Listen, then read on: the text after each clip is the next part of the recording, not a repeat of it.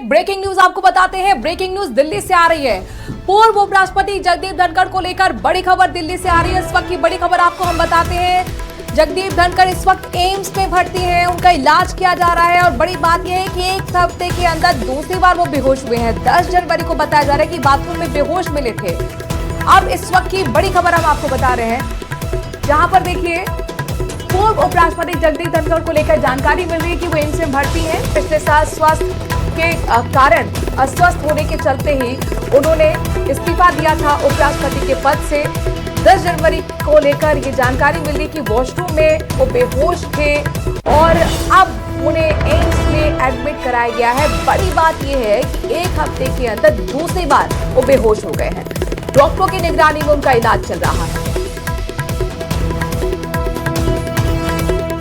दिल्ली से breaking news है। पूर्व उपराष्ट्रपति जगदीप धनखड़ को लेकर जानकारी मिल रही है कि इस वक्त वो एम्स में भर्ती हैं और पूरा एम्स का स्टाफ उनके ट्रीटमेंट में लगा हुआ है। एक हफ्ते में दूसरी बार जगदीप धनखड़ बेहोश हुए हैं। पिछले साल स्वास्थ्य कारणों के चलते उन्होंने इस्तीफा दे दिया था। उनका इस्तीफा काफी सुर्खियों में रहा था और बड़ी बात यह है कि एक हफ्ते में दूसरी बार वो बेहोश हो गए। जानकारी मिल रही कि 10 जनवरी को वॉशरूम में पड़े थे बेहोशी के कारण।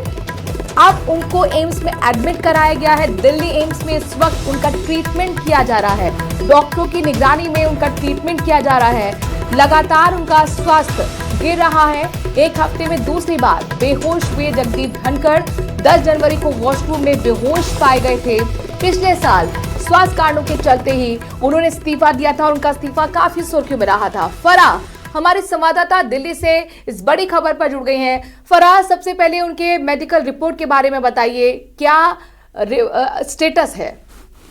जी बिल्कुल, देखिए अभी 1 घंटे पहले उन्हें एम्स में जो है वो एडमिट कराया गया है और आपको साफ तौर पर बता दूं कि उनकी तबीयत जो है वो काफी लंबे समय से खराब चल रही थी और इसी तबीयत का हवाला उन्होंने 21 जुलाई को दिया था, जब वो उपराष्ट्रपति पद से इस्तीफा दे रहे थे।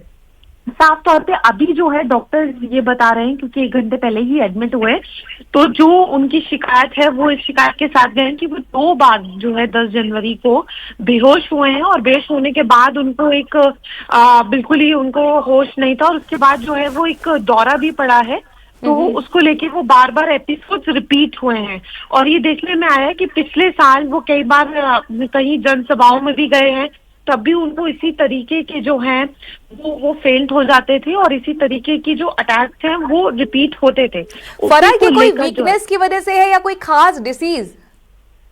देखिए पहले भी उनका काफी इलाज चला है और उसी इलाज का हवाला, उन्हीं स्वास्थ्य बातों का हवाला देके कि उनकी तबीयत ठीक नहीं रहती है, तो उन्होंने इस्तीफे की बात जो है वो सामने रखी थी। लेकिन अभी के लिए जो उनकी जो कंडीशन है वो बताई जा रही है कि बीते 10 जनवरी को आप ये मानिए कि उनको 2-3 बार ऐसी प्रॉब्लम हुई है, जिसके चलते डॉक्टर्स ने उन्हें सलाह दी है कि उनको जल्द से जल्द एडमिट कर दें ताकि उनके सारे टेस्ट हो और उसके बाद वो एक डिसीजन ले सकें कि इसको कैसे ट्रीट जो है वो किया जाएगा।